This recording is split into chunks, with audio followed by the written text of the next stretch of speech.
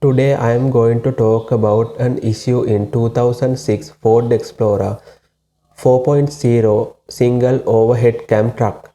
I noticed check engine lights on and very rough idle with RPM gauge go up and down. In addition, when driving there was lack of power. After that I scanned using my scanning device. I found numerous check engine codes. P0141 Oxygen sensor heater circuit bank 1 sensor 2. P0161 Oxygen sensor heater circuit bank 2 sensor 2. P0135 Oxygen sensor heater circuit bank 1 sensor 1. P0155 Oxygen sensor heater circuit bank 2 sensor 1.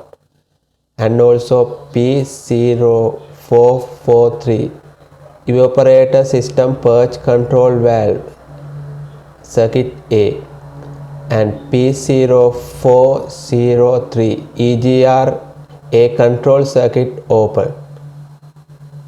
I have no idea what is going on, so I did a little research on internet and found that PCM need to be replaced. It's a common issue in 4.0 single overhead cam engine PCM. Hope this will be useful for someone. Thank you.